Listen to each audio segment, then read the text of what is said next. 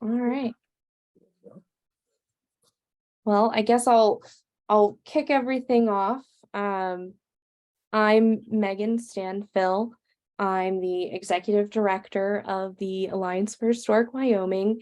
We're the statewide historic preservation nonprofit, and we work with partners across the state to protect and preserve our historic and cultural resources. We're really excited to host this webinar tonight with HistoriCorps, volunteers, the Bureau of Land Management, and really showcase volunteer opportunities that Wyoming Nights have and people across the country can have in Wyoming and around the country.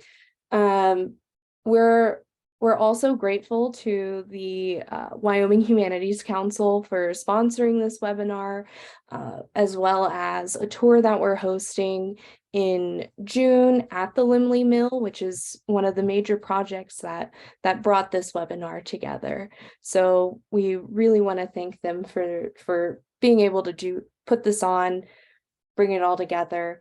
And then I'm gonna hand it over to Juliana, who knows a little bit about how we can use the Q&A and the chat features and all of the technology. Thanks, Megan. Hi, everybody. My name is Juliana Glasgow. I'm the Director of Development with HistoriCorps, and it's just been delightful to get to be part of making this event happen in partnership with the Alliance for Historic Wyoming. Thanks for joining us on technology and on your screens today. We know a lot of you are old building lovers and history lovers and love to get out in your communities. So this is a little bit of a different venue for a lot of us. And thanks for being here, and let's all be patient as the inevitable technological glitches come up. If they do, I'm here, so I'm going to be kind of in the background, available to answer questions. So you can, if you put a question in the chat, you see it, we'll see it. And if you put a question in the Q&A, we'll see it. So those could be at the bottom of your screen, or they could be at the top of your screen, depending on what the format you're using is. But somewhere on your screen, you'll see a box for a chat or a box that says Q&A. Just type your questions on in there, and if we don't get to them as we're kind of going through the conversation, we'll circle back at the end and make sure we have a chance to answer your questions then. And I'll also be sort of periodically, as we go through, sharing some information in the chat, maybe emails for folks you might want to follow up with, or web addresses for information, sites where you can learn more information. So keep an eye in the chat box there, and we'll be sharing things as we go as well. Did I cover everything you were hoping I would cover, Megan? Yeah, perfect. Yeah, awesome. And now we're going to go around and introduce our presenters, our panelists. We're going to start with Scott, who seems to be the superstar in the chat right now. Hi, everyone. My name is Scott Bowers. I'm a project supervisor for HistoriCorps. I started with HistoriCorps in 2021, Lookout Mountain in Glenwood Springs, Colorado. I've done 4 projects now, including Lemley and Miner's Delight, and hopefully many more in the future. It's always a treat working with all the volunteers and getting to save some amazing places. Awesome. And then let's hand it over to Pam and Doug. You All can right, pick who goes first. That's right. My name is Doug Johnston. I work with the Shoshone National Forest south of Cody in the town of Meeteetse, Wyoming. I'm a recreation technician, OHV patrol ranger. I've been, I think, probably involved in some of these projects for about 10 or 12 years when they occur in the forest in our area. So I've worked on a few of those projects and worked with abandoned mine lands on some of their projects. And that's how I got started in this. I'm kind of a history buff, so I think the preservation of historic buildings is a great thing for not only the present, but for the future generations. And I'm Pam Johnston, his other half, happily retired. And Matisse is home to a couple of really wonderful old historic sites, Double D Guest Ranch and Kerwin Ghost Town. And HistoriCorps did a project at Double D in 2012. And Doug and I went up and worked on that. And that's how I got started in it. Wyoming is just full of Western history, which is a big part of America's history. And it was just heartbreaking to see some of these buildings just collapsing for the lack of a little care. So that's where the passion came in for helping HistoriCorps. So. Awesome. And let's head over to Gina. Hi, everybody. My name is Gina Klingerman. I work for the Bureau of Land Management. I'm the abandoned mine lands archaeologist and project manager, and I work in the state of Wyoming. The whole state is my playground. And in the Lander Field Office in particular, we had all of these mining buildings that were decaying, really. And so I've been working on this. I created this project. I've been working on this project for a really long time, partnered with HistoriCorps because they have the expertise to restore these buildings. And so we have work scheduled for the next 5 to 8 years, maybe 10 years on buildings in this area that just need, like Pam said, some care and some help. And yeah, I see these resources as very fleeting. And so I felt like I needed to do something about it. And so that's how we got this project put together and how we got HistoriCorps to come here and do this work for us. Awesome. And Sarah, would you like to go next?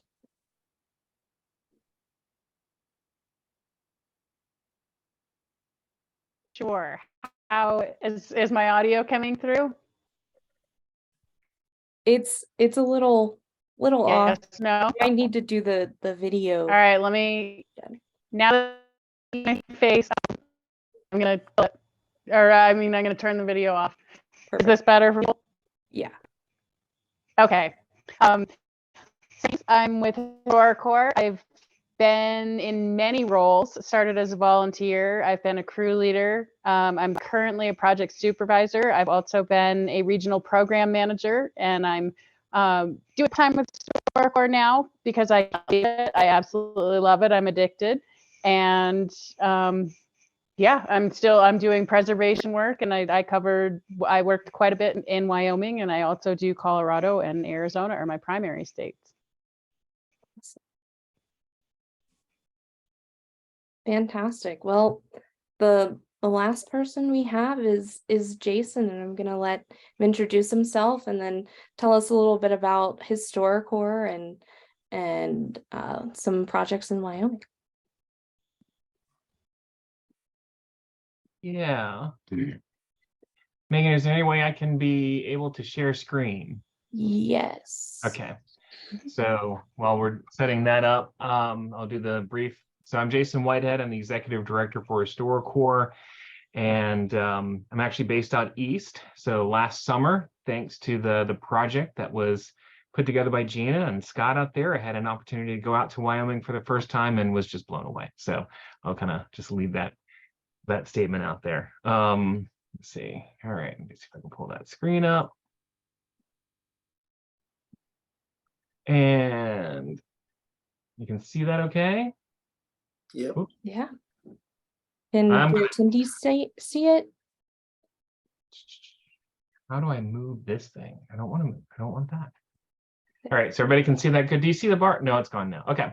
So I'm going to time myself because I like to go very long-winded on these. And I know we've got a short amount of time and a lot to talk about. So yes, HistoriCorps is a 501c3 nonprofit. We're based in Morrison, Colorado, so just outside of Denver. Our office is in one of the original barracks of the CCC camp that built the Red Rocks Amphitheater. So it's a pretty amazing place to have a headquarters building. Our staff, however, are national. So right now I'm based out, well, not based, I live out near just east of Richmond, Virginia. We've got staff out in Oakland, California. Juliana's up in Chicago. So we are all over the place. But we do have this amazing resource in Morrison where we can come together and kind of have our operations based out of. Very sort of Rocky Mountain in our history and our heritage. So we've been connected with the mountains, with the Mountain West, with the Missouri Basin region for years and years and years. Our mission as a nonprofit, as you can see across the screen there, is to foster that preservation ethic by engaging volunteers in saving places. Volunteers can mean anybody and everybody that just wants to sign up and join. It's often retired folks. It's folks who are looking for a way to serve, to give service back to the country by, you know, participating in preservation projects on the public lands.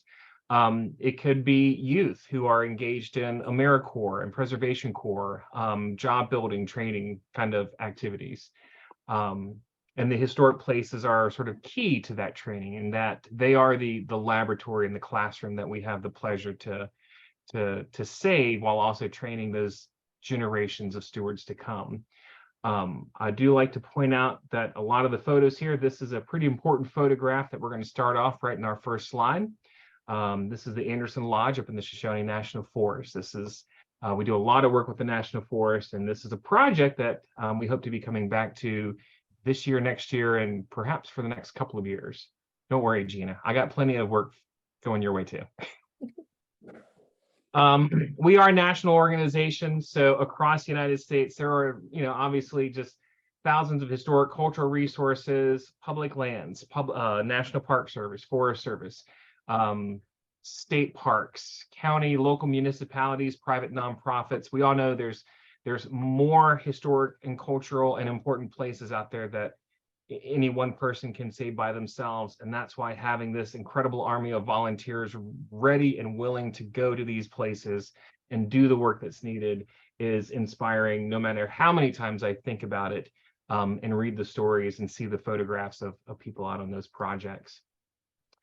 As an organization, when you're on the job and volunteering with HistoriCorps, what we're kind of bringing to that job are those 2 to 3 trained expert field staff, such as Scott, such as Sarah, you know, folks who know the scopes of work, who know how to get the job accomplished, who understand, you know, preservation is a way of thinking and a way of approaching a project that, you know, maybe not everybody has. It's an ethic, kind of going back to that word, you know, it's a guiding principle in how we look to do a project. We are going to provide all the tools, all the equipment, safety gear. If you need eye protection, hard hats, you can see, you know, we're going to bring that. We're going to have a place to camp. Often it's on site, right next to where you're going to be working. Sometimes it's in a state park someplace close by. But you know, our adventures are kind of set around that camping experience. The other person that we bring onto the project is the crew leader, and their primary role on the project is to provide those hearty meals, to make sure that the volunteers who are coming and sacrificing and working are filling back up on calories, are going to bed with full stomachs, and aren't sort of losing the drive and the energy because they just ran out of steam. The crew leaders are also assisting the project supervisor. They may be running some of the tasks even on the project. They're often running errands, picking up materials, and whatever just has to happen to make sure the job's going well. Most of our projects are set up to be a 40-hour sort of 5-day work week, coming in on a Sunday evening to the camp to just kind of get in there, get situated, meet some of the folks you're going to be working with for the next week. First day is a lot about training and introductions, who we are, the project that we're working on, the history, why it's important, but also, you know, to go over the safety concerns. You know, if we're going to be working on a lot of roofing, we want to address, you know, safely working on roofs. And then pretty much every day is going to start with that safety circle, just to review safety procedures. And then you're going to have full work days. We're looking probably to wrap up the week around noon on Friday, so folks have a chance to pack up camp and get on the road. And that allows our staff to also kind of finish up those end of week chores and paperwork and, you know, sort of button stuff up for the next group that's going to be coming on the following Sunday night. Like I said, we have 2 to 3 staff. Most of our projects will have 4 to 8 volunteers. It depends on the size and the scope, how if people are too spread out or too close together. Nobody needs to bring any particular special skills. You know, our job is to work with you and meet you where you're at and train you in the skills and make sure that you're comfortable with what you're learning while you're working with us. And the same thing for any tools. There's really no other tools and equipment other than the camping gear that you want. A lot of our volunteers are set up perfectly well for tent camping, truck camping, small campers, 36 RVs, 36-foot RVs, you name it, we've probably had it on a project.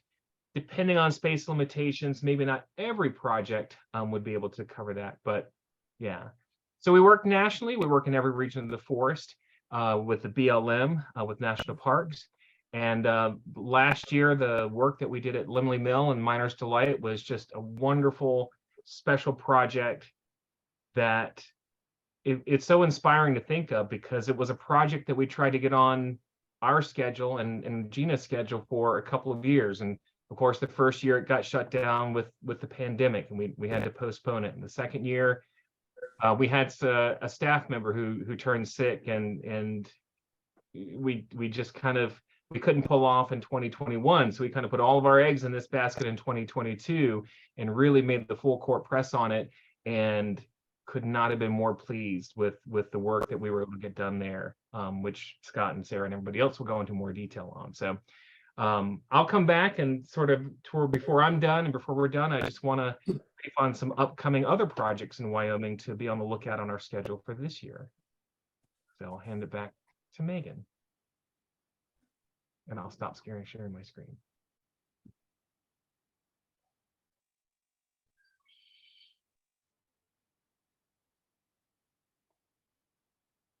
Oh, you're muted, Megan. Oh man, dang it. Sorry, you just didn't hear me. Well, thank you so much, Jason. We'll get back to the Wyoming projects towards the end. I wanted to switch now to get a little bit of a volunteer's perspective from Pam and Doug, and maybe get a little bit of information on what it's like to be a volunteer and your relationship with your crew leader, your project leaders, and things like that.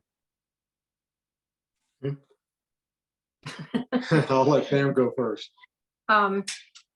Well, when I first project with HistoriCorps, I'm not very big and I've got a lot of years on me. So I was a little concerned about being an older volunteer.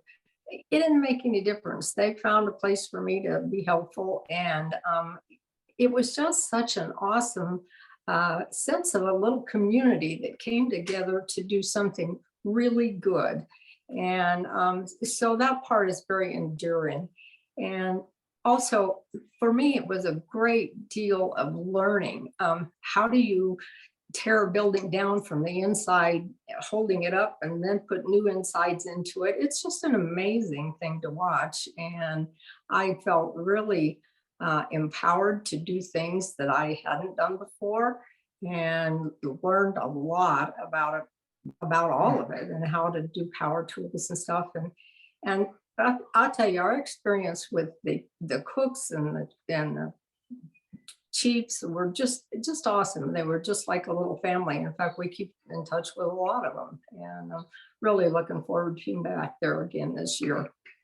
Awesome. And I guess my experience, I'll have to admit, the first time I worked with HistoriCorps, I was actually being paid as a Forest Service employee to work on that project. And I'd never worked with HistoriCorps before, but I learned to skip peel logs, which was kind of an interesting thing to do. We did some roofing project, worked on an old barn to get it back upright.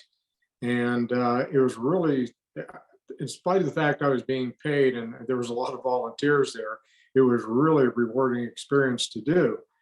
And so the next year, AML came in to do a little more work on this project. And I worked with AML a little bit on the project. Again, of course, I was a Forest Service employee. I still am. But it was I watched this building, historic building, finally being restored that have been neglected over all these years. And getting up to Lemley Mill, Miner's Delight, it was so interesting to see. And I know Scott could tell you it was a disaster on the first day of the first morning when we walked into the building. It looked like a tornado had gone through this mill. And the first thing that we were told was we were going to clean this out.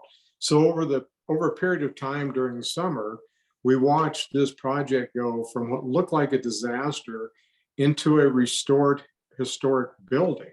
And it was so great to work with the people that you didn't know when you got there. You were being fed 3 times a day. You could take breaks if you needed them. Scott was the greatest guy to work for in showing us how to do things, what he wanted to do. He gave us a little freedom to try and figure out some of the things on our own. So we learned things we didn't know. I thought I knew quite a few things about carpentry, but learned I probably didn't know near as much as I thought I did. And so I used a lot of what Scott taught me last year. I've used that since then around my own place. So it was I think the highlights were really the people we worked for, the crews that were there, the leader, and then watching these buildings go from, like I said, a disaster into an historic building that others could come to see in the future and learn the history of Wyoming. And like I said, since I'm a history buff, I am really enthused to see these buildings all over Wyoming being restored and preserved. Awesome. Thanks.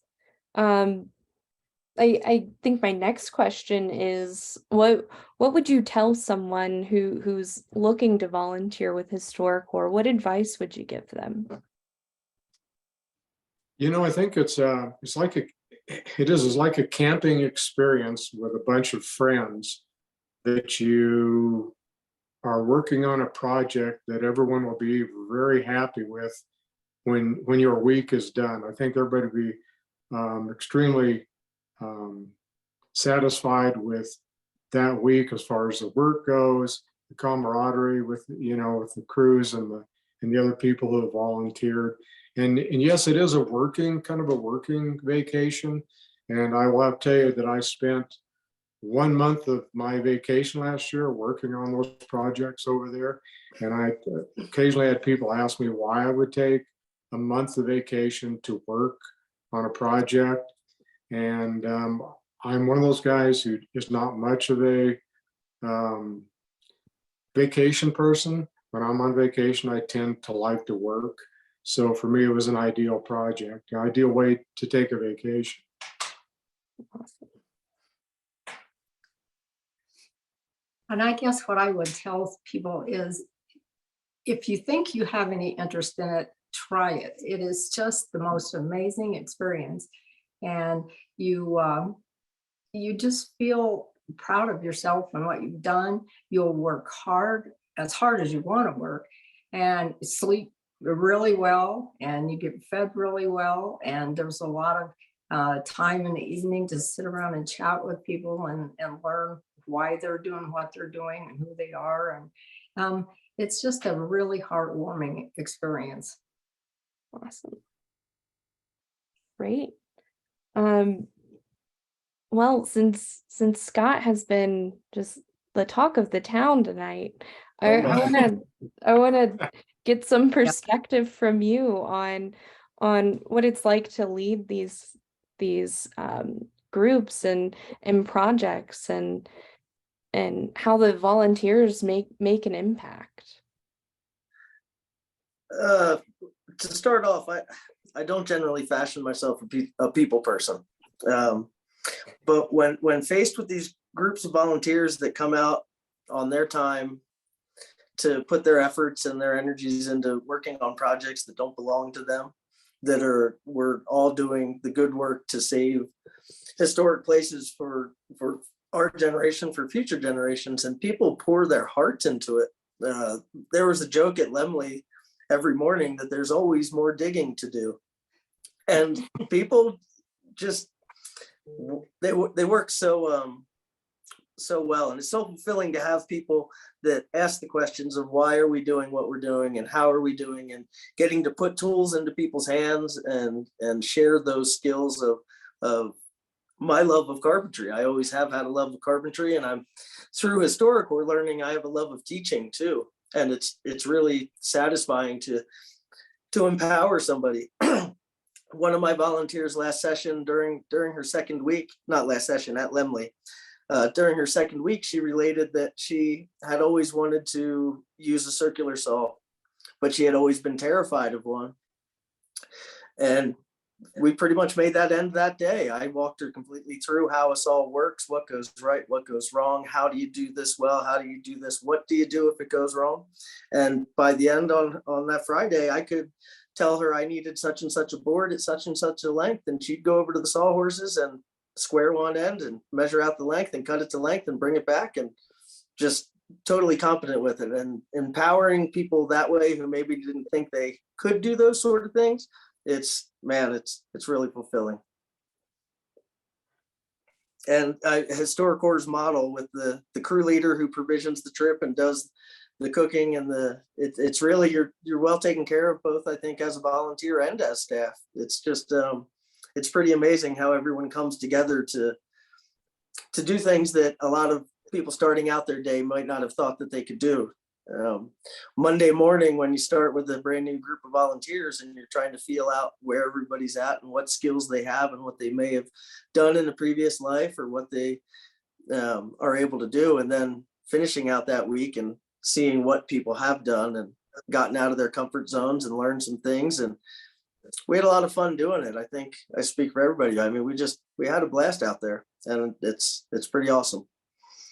Awesome. You really hit on every question I had for you. Yeah, I think it's just so impacting with seeing a volunteer and someone who's just doesn't think they can do it when they can, and you get to be the one who shows them. That's and it definitely, you will have the volunteers Monday morning that say, okay, I need something to do and I don't know how to do any of the things you need to get done, but I want to do something now. And you also have the ones who do have the skills, and you can point them in a direction and let them take leadership on what they're doing and get the results we need. And it's just a great mix, because then you get volunteers teaching volunteers, and it really is, it's impactful. It's really fulfilling. awesome. Yeah. Well, thank you. Sarah, I think you would be able to give a bit of perspective on this as well. Is there anything you want to add to this, or any stories you'd like to share? Well, I think Scott really expressed it well.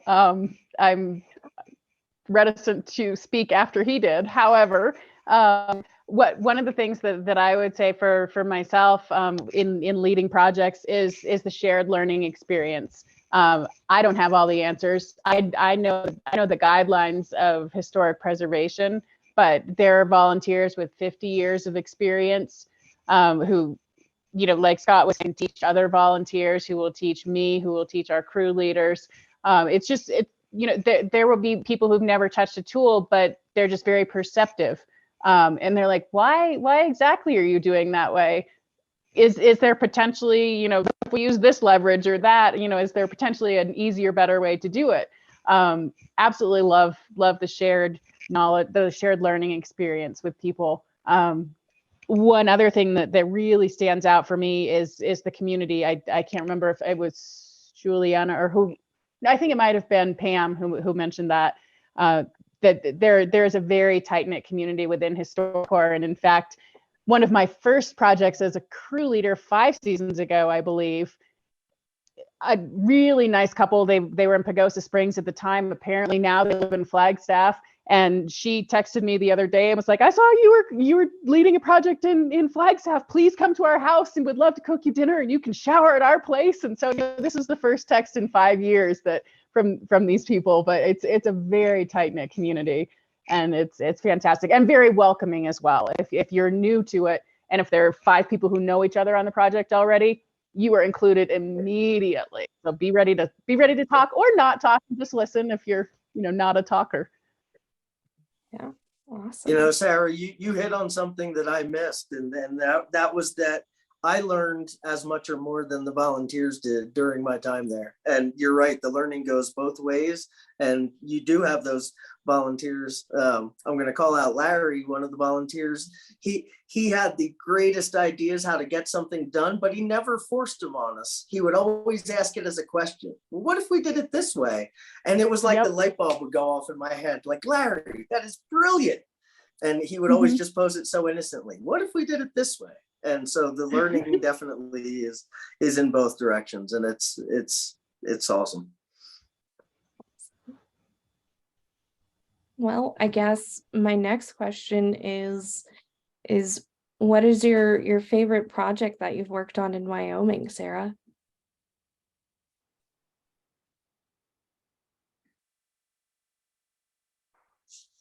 I just stopped my video and okay, I switch it back and forth now. I have not led a volunteer project in Wyoming. I've been regional program manager. So as much fun as we all have in the field doing the hands-on work, somebody has to be behind the scenes coordinating these projects. So my favorite thing about my time in Wyoming, while the rugged landscape, just the people that you meet within the community, I always try to get out and eat dinner out and support local communities while I'm up there investigating new projects. I would say my favorite thing is my connection with the partners. I have a very close friendship with our USFS Shoshone archaeologist, Kyle Wright. I've met some other people. I haven't met Gina in person, but I would love to. You seem awesome through the computer. And I think that's my biggest takeaway is just really, it's not just two organizations interacting. It really is. It's personal. It's two people interacting. And that's something that I take away. Well, that's a fantastic segue into talking with Gina about the BLM's relationship with HistoriCorps. Yeah, so let's see. I think it might have been in 2015, I saw HistoriCorps' movie that they did. They have a documentary called Saving Places, and I was blown away. I was blown away by the work, and I was like, I have to work with these people because I have all these buildings that are falling down and I can't do this work by myself, and I don't have the expertise that Scott has. I don't have the volunteer base that HistoriCorps has. And so I just tentatively reached out to them and said, I have this big idea that I want to do. I have 13 buildings that need help, and you guys are the people. And so over the years, we've worked together on putting together a budget, and I have worked on my side from the BLM budgeting standpoint, which if anyone works for the feds, it's hard. It's difficult to find that money for historic preservation, but we did it. And so we just worked super hard on putting this project together. We have 13 buildings. Lemley Mill was our biggest priority because the roof had fallen in. And then the saloon at Miner's Delight was our second biggest priority because that's actually a historic recreation site that we advertise, the BLM advertises. And so we are asking tourists to come there. We're asking people to visit the site and see what an amazing place it is. But we also have these buildings that are sort of starting to fall down. And so that was kind of a bit dangerous to me. So those were our two biggest priorities. We still have 11 more buildings to work on in this project that we created together. I can't tell you how awesome HistoriCorps is. I wish that I had better words, but the group, the idea, just bringing volunteers in to get this experience on public lands is phenomenal. And then having the expertise and the knowledge to educate people to do this work. I learned so much too. I just felt like I got a new family when I came up to our site because everyone is so tight knit, and so ardent and so genuine and real. And it's like you get to skip all the small talk and you just go right into like being best friends. And so that was a wonderful experience with HistoriCorps, is that they bring people together and they invite people to come in and be real and do this awesome experiential project and preserve history. So that's what we have done with this, which is, it makes me super proud and it makes me super happy to have been able to see this come to fruition, because we've worked a long time on it. And we have more to do. Awesome. Yeah. What could you touch a little bit more about what future buildings Oh. need to be preserved? Yeah. You bet. So we have, next year, we're going to work on Gillespie Place. That's over by the Sweetwater River. It's in the Lewiston mining district. And Lewiston was an interesting mining district it's about 9.5 miles south of the South Pass mining district. Oftentimes we always think of South Pass as being like the big mining district in Wyoming that kind of drove the gold rush. But there was like a little boom down in Lewiston as well. There was a whole town that grew up there, and the Gillespie Place was run by this single woman and her daughter. Her name was Sarah Gillespie. She was actually, they called her the Copper Queen of Wyoming, because she had all of these mining claims in the Sweetwater River area. They thought there was copper down there. We haven't really found much copper down there, but she was a shrewd businesswoman, and her cabin is still standing. She ran it as a general store and a hotel. So that's our next project, our next most pressing project. Also in the Lewiston area, one of my favorite buildings is the Burr Mine. That's a really cool old historic cabin that I think is a little bit older than we actually think, because it's had several additions. And so when we do the archaeology, sometimes it's hard to determine, what year it was built in, or is this the original, or is this an add-on? And what we found at Miner's Delight was that the building we worked on at Miner's Delight, the old saloon, when we started to take it apart, when we looked at the building materials, we were like, this is probably one of the original buildings in that town site. So there's a lot of cool investigations that we get to do when we're doing these projects. Okay, I'll keep going.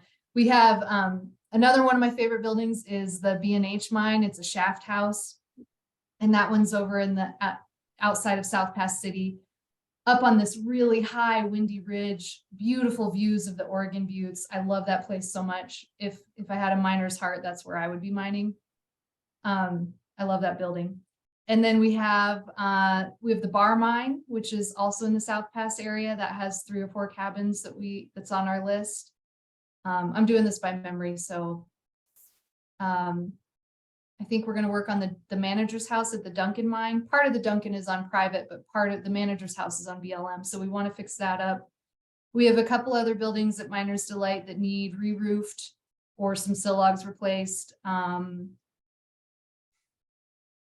Oh, and we have the Mint Mine, which is, I think that's like the last one on our list, but that's one of the only, it's a shaft house with a forge inside of it. So it had an old forge. So the person who lived at the Mint Mine, which is in the Sweetwater area, kind of by Gillespie Place, they had a forge inside the shaft house. So that's what makes that place really unique and special. And when HistoriCorps came out and did the assessment on all these buildings, and we did the assessment on how rotten the wood was and what kind of wood it was, this was when Jonas was working at HistoriCorps. He was very perplexed by the wood.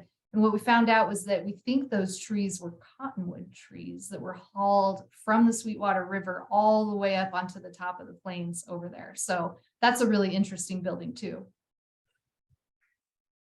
Awesome. There's so many opportunities for the next 5 years or so. Yeah, we have a lot of time. We have time and buildings. Awesome. And then could you talk a little bit about the PBS documentary that happened over the summer? Yeah, so when we were working on getting volunteers together, we worked with PBS, and they did a promotional video, just a video of like, here's the project we're proposing. And that was such a good experience. And so when we got enough volunteers that we could make the project happen, I just kind of tentatively reached out to them and said, hey, would you guys like to film this and for a segment on one of your shows? And they were so excited about it. And so they came and they filmed throughout the summer as we worked on the project. We had 9 full weeks that we worked on both the Lemley Mill and Miner's Delight. And so they filmed at both of those places, interviewed volunteers, interviewed Scott. And it was just it turned into a wonderful, beautiful video about historic preservation and why we should do this work in the first place, especially in Wyoming. You know, we are a big state with not very many people. And so oftentimes I feel like the resources we need to address, it's just more than we have. You know, it needs more work than we actually have the resources to do the work. And so I really love that video because it points out the work that we're doing. It points out ways that people who live in Wyoming and also people who don't live in Wyoming can come and experience the richness and the fullness of this area. Whether you're into mining or hiking or, you know, whatever the thing is that you really, really like to do, these resources are still here. They're, you know, kind of sentinels of time. You know, they've been here for hundreds of years in some cases. You know, I mean, the saloon at Miner's Delight was built in 1867 or 1868. That building it's kind of wonderful how old it is. And so I'm just very grateful for our relationship with PBS and that they have the vision to bring these things to the public, because I think that's part of the story that we are part of the work that maybe we don't do so well as an agency. We don't do a very good job about telling the story about the work we get to do. And oftentimes we're just seen as this kind of faceless land management agency that doesn't care. And I think this project in particular shows that we do care and that we're doing what we can with the resources that we have to make these places last for ourselves, you know, in this moment, but also for future generations, because it's so easy to forget.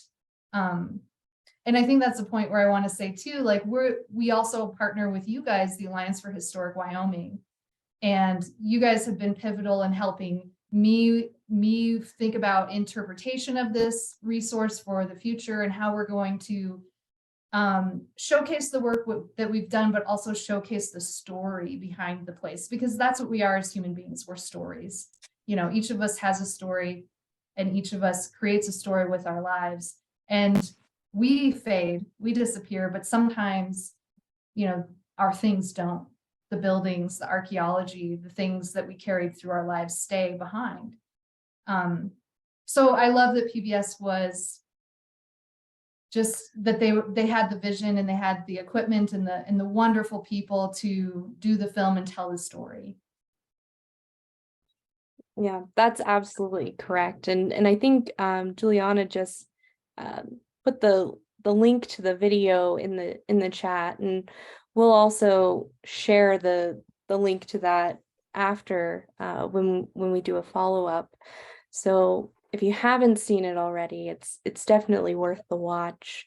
And you did mention the Alliance's partnership on the project from last summer, and we were able to do that because of the Wyoming Cultural Trust Fund, and it's been able to give us the ability to work with HistoriCorps, create that relationship, create the relationship with BLM, and hopefully this year we'll be back and we'll help install interpretive signage at the Lemley Mill site.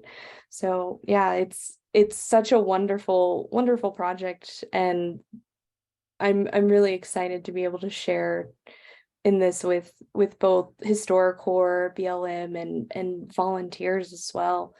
I think that's a really, really great time for us to go back to the projects that are happening this summer and opportunities for people. I'll share or I'll give it back over to Jason. I'm wondering if there's volunteer slots still available at the Limley Mill.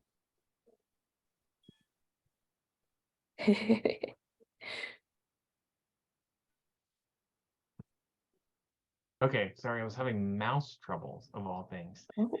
Yeah. All right, so let me pull this back up. Nope, back up, and then I'll share the screen again because yes, a quick answer to your question is yes. Awesome. We'll get to that in a second here. So, for some of this will actually be kind of a sneak peek. Some of these dates or projects haven't been announced yet on our website. So this is a little sneak peek you're going to get about some stuff that's going to be coming up.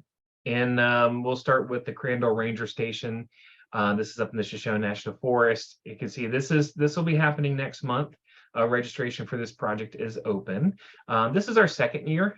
We did our first phase of work there last year. This year we're returning, continuing, I believe, with some of the log rehabilitation repairs, some window rehabilitation, probably some painting and staining and finish work also. But we do have 4 volunteer sessions that are open and ready to go. You know, I chose some of these pictures because I thought, oh, these are some pretty amazing views. But if you're in Wyoming, you probably see amazing views every day, and you're like, all right, yeah, I know where that is. So On that one, there's a beautiful stone chimney. beautiful stone chimney. I didn't get the right picture. Pointing.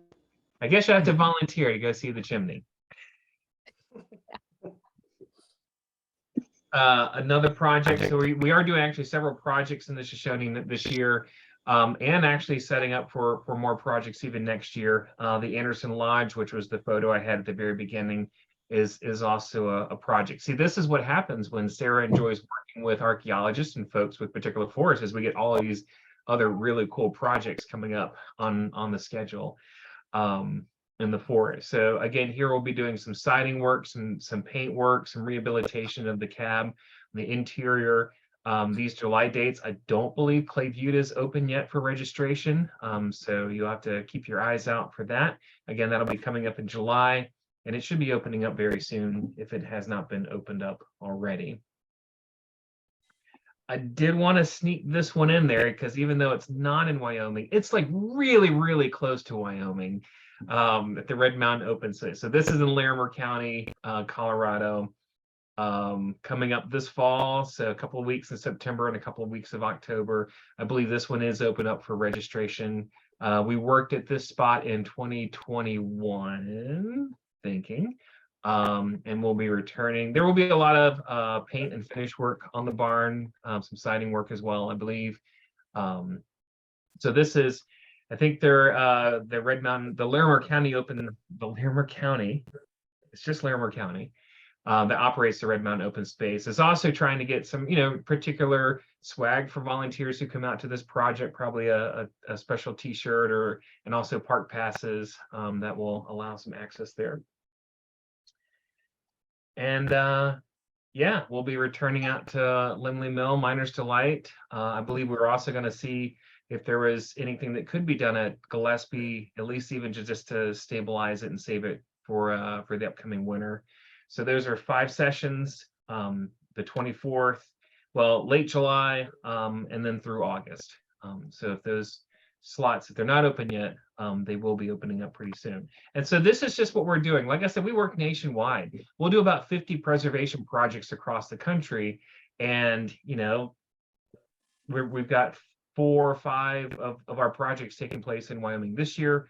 And next year, not only are we, with this wonderful relationship with Gene and the BLM, with the historic mining structures, but I've been having meetings and conversations with other small museums and nonprofits in Laramie, and I don't remember where the other one was. I don't want to give away too much, but there's so much interest and so much just wonderful energy for preservation in Wyoming right now. It's amazing to be a part of this movement that's taken hold in the state of Wyoming. And I just love this slide. This is kind of what it's all about. It's you're working hard, you're laughing hard, and you're walking away with folks that on Sunday you just met for the first time, and then on Friday you're hugging each other, tears in your eyes, and you can't wait to come back and do it again next year. And that's really what volunteering and serving with HistoriCorps and HistoriCorps projects, and our volunteers are why we do it. And it doesn't come without cost. So just like any other nonprofit, we are mission driven, and we're also love to have the support of our volunteers, but it also takes a lot of extra funding and operational costs and all of that to keep an organization like HistoriCorps going. So we'll put the plug out there. If you're interested in sort of investing not just your time but even financially, we would love to talk. Our Store Club membership gets you early access to projects, early access to registration for projects, gear, and some member only special events.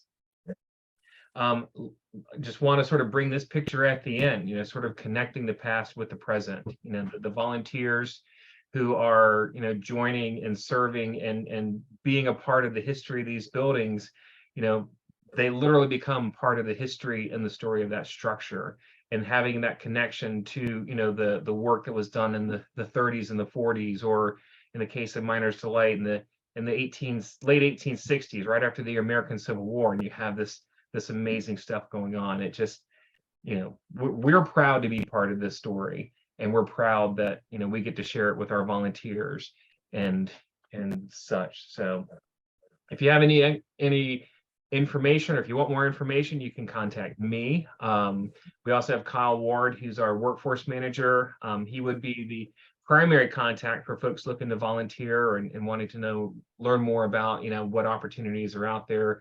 How do I get to this project? Any information you have about volunteering. So yeah, there's a lot coming up, Megan. There's a lot coming up. Awesome. Fantastic. All right. Well, I think we're to the point now. If there's any questions, we're here to answer them.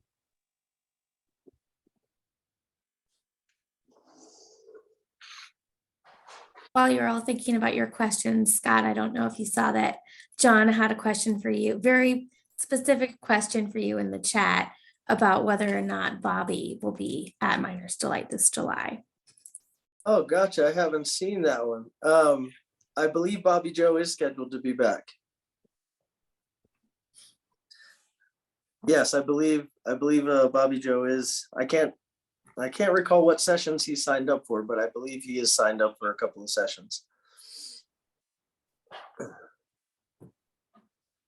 There's a question about projects planned for Arizona. And the answer to that is, yeah, we've got a couple of projects that are going to be kicking off next week.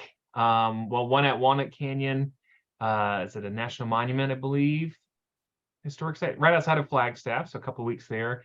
And then there will be a project coming up at the Grandview Lookout Cabin, which is right off the south rim of the Grand Canyon, and that'll be happening next month.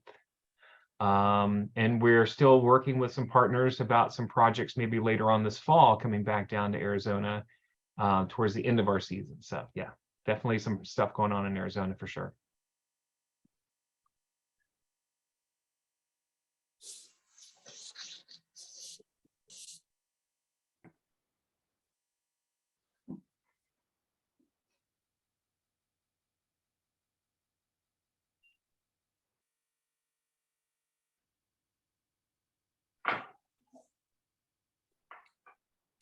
I'm wondering if there's any questions out there, but they're like typing them right now.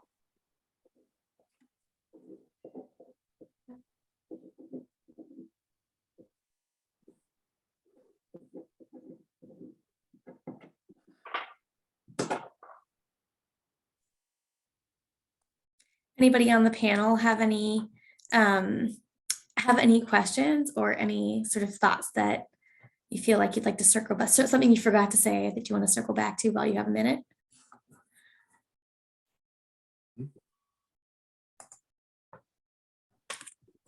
Well, I can share one of my most amazing experiences of the whole summer last year at Wyoming and Dexter. Up at Miner's Delight, it's a log cabin, and everybody's seen log cabins, and I suspect wondered how they go together. We actually took that one down to the ground, below ground, put it partway up, took it partway down, and put it all the way back up. And so it was like playing with real Lincoln logs. And it was just the most amazing thing to step back and look at that and go, we did that. Just a small group of people did that. And Scott's laughing. he's laughing. Yeah, we did get it halfway put back up and took it back down again. You're right. But it was so fascinating to see how the joints went together. And of course, everything had to be numbered before you took it down and you put it back up. And so the numbering system was amazingly impressive. Rolling logs up the side of a building with these wide canvas belts. It's like, really, that's how you do it when you don't have a crane sitting up there or a piece of heavy equipment. So it's impactful. That word just keeps coming up. And when Jason put that picture up there, I went, oh, there it is halfway up, So it's, you really do get personally attached and invested in the whole thing. Agreed. Yep. I will also say my favorite part was when we got to carry the logs. Because I see all the pictures on the website, on HistoriCorps' website, of people carrying these giant trees. And I was like, I hope I get to do that. If I get to do anything this summer, I hope I get to carry logs. Miners didn't disappoint in that regard, Gina. We certainly carried some logs, didn't we? Oh, we carried the logs. A lot in one day. Yeah, that day where y'all moved everything out to the landing spot, that was a lot of, I forget, it was close to 4,000 pounds in logs y'all moved that one day. It was pretty remarkable. So if anybody on the call has just been sitting there thinking, gee, I really want to move some giant logs, that's what I want to do, then you found the right place. Yeah. Come on over. You found your people. Yeah. Awesome. Well, I don't think I see any more questions. I would just like to point out one more thing, just as an individual and also as a person who works for the BLM, and none of this work can we do by ourselves. And I always want to just tell people that, like, these relationships that we build with nonprofits, with other organizations that are in the same, that have the same kind of mission statements and preservation missions, like, we have to reach out and find each other in this world, because honestly, if HistoriCorps tried to do this by themselves, they couldn't do it. And if the Alliance tried to do it by themselves, they couldn't do it. And we at the BLM, we can't do it either on our own. And the beauty of projects like this is that we get to create these really wonderful relationships. We also get to do this historic preservation together.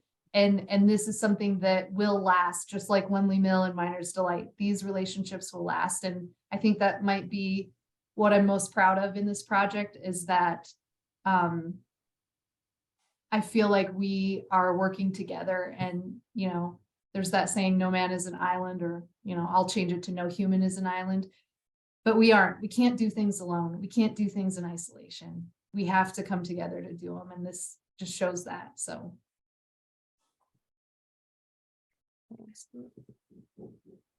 That's probably the best note to end on.